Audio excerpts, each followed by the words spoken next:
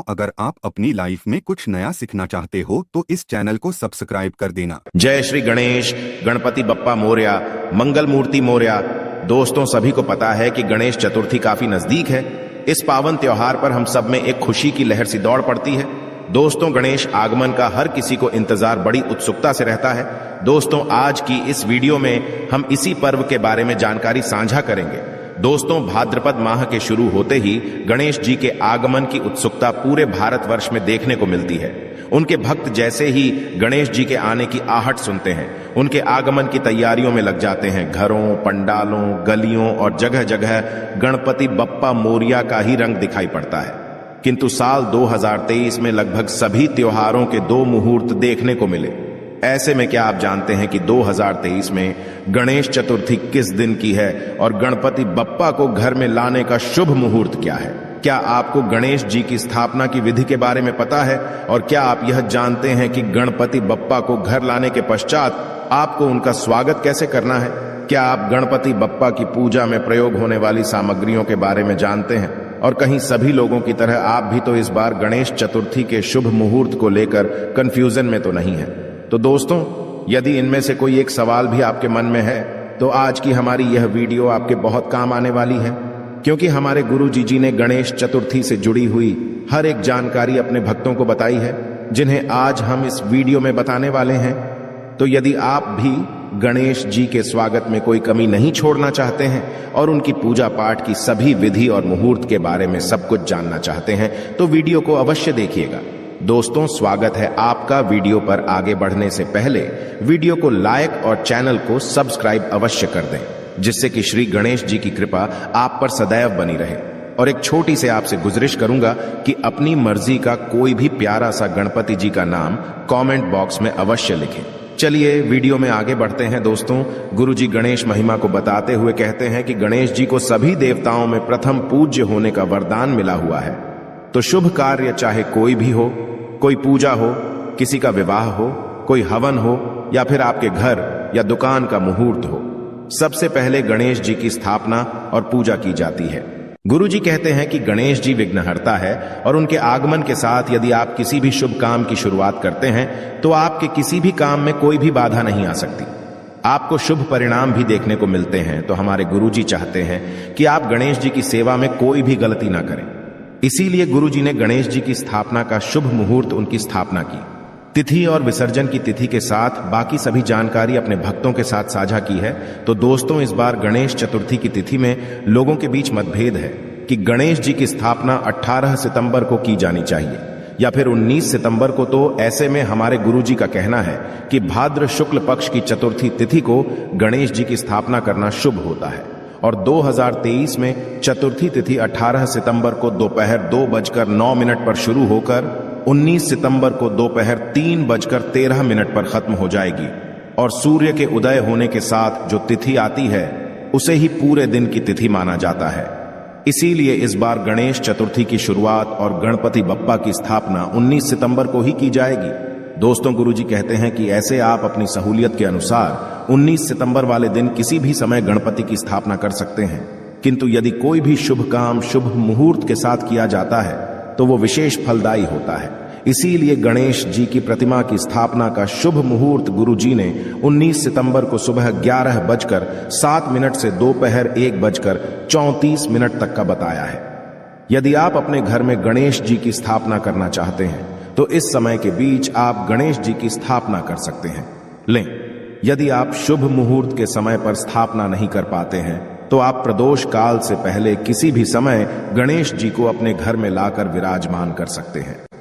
दोस्तों, आजकल सभी लोग गणेश जी को अपने घर में स्थापित करने लगे हैं, किंतु गणेश जी की स्थापना से पहले आपको कुछ नियम और कायदे अवश्य जान लेने चाहिए, ताकि गणेश जी की पूजा में आपसे कोई भी गलती ना हो और आपको गणेश जी की सेवा का पूरा फल मिल सके। तो ऐसे में गणेश जी की पूजा से जुड़ी हुई सारी विधि और नियम हमारे गुरु ने अपने भक्तों को बताई है। गुरु जी ने इन कार्यों को बताते हुए कहा है कि यदि इस साल आप अपने घर में गणेश जी की स्थापना करना चाहते हैं तो गणेश चतुर्थी से एक दिन पहले ही आप अपने घर में अच्छी तरह से साफ सफाई कर लीजिए। यदि आपके घर में जाले, धूल, मिट्टी लगी हुई है तो उसे साफ कर लीजिए और पूरे घर को गंगा जल से पवित्र कीजिए। इसी के साथ ध्यान रखिए कि गणेश जी की स्थापना से पहले आपकी रसोई में प्याज लहसुन का प्रयोग ना हो, और यदि आप अपने घर में भोजन बनाते हैं तो उसका भी त्याग करना जरूरी है। इसी के साथ किसी भी तरीके के दुर्व्यसन जैसे नशा और मदिरा का सेवन भी आपको गणेश जी की पूजा के दौरान नहीं करना चाहिए। इसी के साथ आप जहां पर गणपति की स्थापना करने वाले हैं उस जगह को भी सुंदर सा सजाएं और गणेश जी के लिए आसन अवश्य बनाएं। दोस्तों, यदि आप ज्यादा तामझाम नहीं भी करते हैं तो कम से कम एक चौकी पर लाल रंग का कपड़ा बिछाकर आप उस पर हल्दी और चावलों से स्वास्तिक अवश्य बनाएं और इसी के पश्चात ही जी को यहां पर विराजमान कीजिए। साथ ही गणेश जी को घर में लाते समय यह ध्यान रखिए कि जब आप गणेश जी को अपने घर में लाए तो उनके ऊपर लाल या पीले रंग का कपड़ा ढककर अवश्य लाए। सबसे पहले गणेश जी का मुख अपने घर की तरफ कीजिए और प्रवेश द्वार पर ही उनकी आरती अवश्य करें। दोस्तों, ऐसा इसलिए किया जाता है क्योंकि गुरु जी का कहना है कि जब हम अपने घर में गणेश जी की स्थापना करते हैं तो सबसे पहले गणेश जी को अपना घर ही दिखाना चाहिए। ऐसा करने से वह प्रथम आप पर और आपके घर पर ही अपनी कृपा बरसाते हैं। गणेश जी को घर में लाने के पश्चात सबसे पहले उन्हें आसन पर स्थापित करें और दोबारा से उनकी आरती करें। इसके पश्चात आप गणपति के लिए प्रसाद अवश्य बनाएं। अब भाई, यह तो सभी जानते हैं कि गणपति को मोदक बहुत पसंद है, तो आप उनकी पसंद के मोदक और लड्डू प्रसाद में बना सकते हैं। इसी के साथ ध्यान रखने वाली बात यह भी है कि आप कितने दिनों के लिए गणपति को अपने घर में विराजमान करने वाले हैं। तो जब आप गणपति को अपने में स्थापित कर रहे होते हैं तो गणपति के दाएं कान में आप ये अवश्य कहें कि गणपति महाराज, हम आपको 2 दिन, 4 दिन, 5 दिन या फिर 10 दिनों के लिए अपने घर में स्थापित कर रहे हैं। इस दौरान आप हम पर और हमारे परिवार पर अपनी कृपा बनाए रखिएगा। दोस्तों, गुरु जी के अनुसार जितने भी दिन गणपति आपके घर में रहते हैं, आप ध्यान रखें कि उतने दिनों तक आपके घर में भक्ति, श्रद्धा और प्रेम का माहौल बना रहे और किसी भी तरह के क्लेश और मनमुटाव आपस में ना, क्योंकि जहां लड़ाई झगड़े होते हैं वहां कोई भी अतिथि ज्यादा समय तक नहीं टिकता। तो कहीं ऐसा ना हो कि गणपति जी भी आपके परिवार के लोगों से नाराज होकर वापस चले जाए और इसके विपरीत परिणाम आपको भुगतने पड़े। इसीलिए गुरुजी ने अपने भक्तों को सलाह दी कि जिस समय आप गणपति को अपने घर में स्थापित कर रहे हैं और गणपति की पूजा आराधना अपने घर में करने वाले हैं, इतने दिनों ध्यान रखें कि आप पूरी भक्ति और श्रद्धा के साथ गणपति जी की आराधना अवश्य करें और के समय सोना बिल्कुल बंद कर दें और घर में प्रेम का माहौल बनाकर रखें। क्योंकि यदि आपके घर में प्रेम का माहौल बना रहेगा तो सकारात्मक ऊर्जा का प्रवाह होगा और ऐसे में न केवल गणपति जी बल्कि उनके साथ आने वाले रिद्धि सिद्धि और माता लक्ष्मी भी आपके परिवार पर अपनी कृपा बनाए रखेंगी और आपके घर में धन दौलत की कोई कमी नहीं रहेगी।